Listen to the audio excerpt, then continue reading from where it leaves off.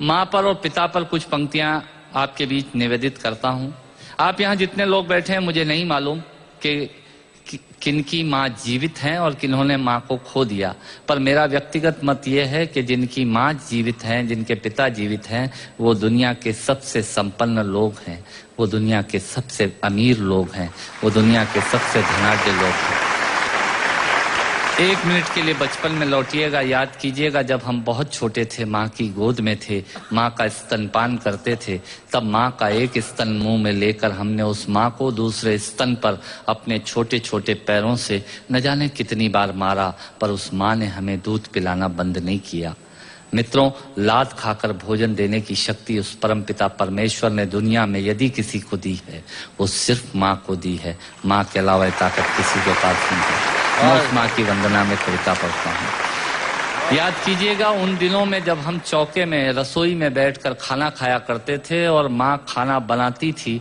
उस वक्त थाली पर बैठकर हमने जब भी इधर उधर देखा, वो माँ समझ गई और उसने नमक का डब्बा हमारी तरफ सरका दिया। हमारे बिना बोले को समझने वाली वो माँ, जब हम उसे खो देते हैं, वो माँ हमें बहुत याद आती है। वो माँ जो हमारे परीक्षा देते जाते वक्त दही की कटोरी लेकर शगुन बनकर आकर खड़ी हो जाती थी, उसे हम खो देते हैं। वो माँ हमें बहुत याद आती है। रमेश सोज की 4 पंक्तियां माननीय नेताजी यहाँ बैठे हैं, मैं पढ़ता हूँ। मुझे अच्छी लगती है कि बहुत रोते हैं लेकिन दामन हमारा नम नहीं होता, इन आंखों के बरसने का कोई मौसम नहीं होता, मैं अपने दुश्मनों के बीच भी महफूज रहता हूँ, मेरी माँ की दुआओं का खजाना कम नहीं। स्वामीनाथ पांडे की 3 पंक्तियां सुनाता हूँ। स्वामीनाथ पांडे ने 3 पंक्तियों का उपन्यास लिखा। अमिताभ जी बैठे हैं, जया जी बैठी हैं।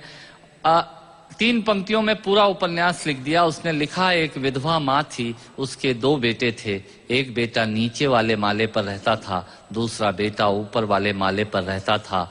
विधवा माँ 15 दिन एक बेटे के यहाँ खाना खाती थी, विधवा माँ 15 दिन दूसरे बेटे के यहाँ खाना खाती थी। पर ये उस विधवा माँ का दुर्भाग्य था कि साल में जो महीने 31 दिनों के होते थे, उस एक दिन उस विधवा माँ को उपवास रखना पड़ता था। 9 महीने पेट में रखने वाली माँ जब एक जवान बेटे को एक दिन भारी लगने लगी, तब इस नालायक हास्य व्यंग के कवि ने कुछ पंक्तियां माँ के लिए लिखी। सुनिएगा, यात्रा कीजिएगा मेरे साथ।